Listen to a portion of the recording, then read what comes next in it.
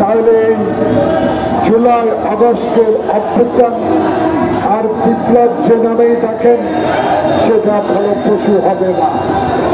তাই আজকে ইন্টেরিয়াম গভর্নমেন্টের প্রধান, যিনি নোবেল প্রাপ্ত বিজয়ী, সারা বিশ্বের কাছে যিনি অত্যন্ত জনপ্রিয় একজন ব্যক্তি, তার কাছে আজকের এই ক্ষুদ্র পরিষদ থেকে আমি কয়েকটা কথা বলে বক্তব্য শেষ করছি।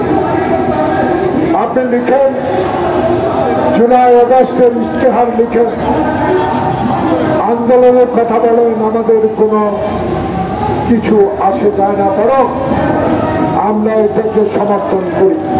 কিন্তু আমি স্বাধীনতা যুদ্ধের একজন স্বাধীনতা যোদ্ধা হিসাবে, বাংলাদেশের একজন রাজনৈতিক কর্মী হিসাবে, স্বৈরাচার হাসিনার আমলের 9 বছর কারাগারে থাকার একজন কর্মী হিসাবে আপনার কাছে অনুরোধ জানাবো, ইশতেহার লিখেন, আপত্তি নাই।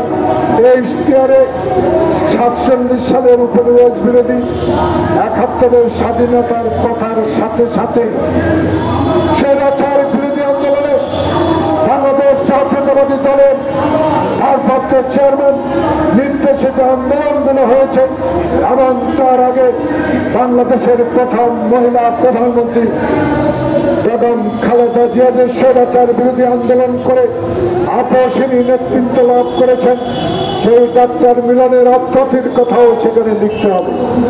এবং বাংলাদেশে খালেদা জিয়ার বিরুদ্ধে আজকে শেখ হাসিনা যে অসত্য মামলা দিয়ে 5টি বছর তার জীবন থেকে অতিবাহিত করে দিয়েছে, বিনা কারণে এই কথাগুলো উল্লেখ থাকতে হবে।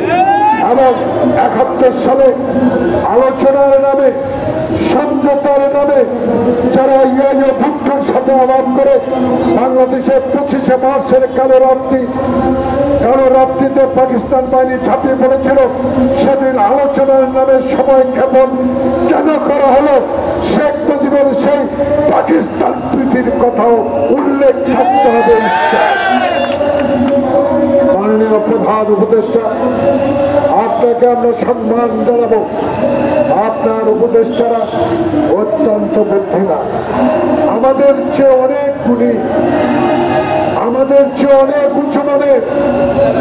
আমরা আপনাকে ছাত্র জনতার রক্তের বিনিময়ে যে আসনটিতে বসিয়েছি, সে আসনে বসে যদি জনগণের প্রত্যাশা পূরণ না করতে পারেন, যদি জনগণের সেই 4 দলের সিন্ডিকেট আইনের আওতায় না আনতে পারেন, তাহলে জনগণ আপনাদেরকে কোনোদিনও এই সমর্থন আপনারা দিবে না। তাই দয়া করে উপযুক্ত ব্যক্তিরা যারা আজকে ডক্টর ইউনূসের সাথে এই সরকারে আছেন, দয়া করে ডক্টর ইউনূস গতকাল একটি কথা বলেছে যে আমি যখন একা, আমি অসহায়, আর যখন আপনারা আমার কাছে আসেন আমার শক্তি সামর্থ্য বাড়ে। বাংলাদেশে 18 কোটি মানুষ শেখ হাসিনার বিরুদ্ধে ঐক্য যে ইতিহাস রচনা করেছে, সেই ইতিহাসকে সম্মান দিতে হলে আপনাকে আপনার উপদেষ্টার কাছ থেকে সৎ উপদেশ নিয়ে অবিলম্বে রোজার আগে যেই দলের হোক, যেই মতের হোক, এখন তো আওয়ামী লীগ নাই, তাহলে কারা কার ইঙ্গিতে কিসের আলামত এখনো 80 টাকায় চাল কিনতে হয়? এসবের জবাব আপনিই তো দিতে হবে, ক্ষমতা তো আপনি।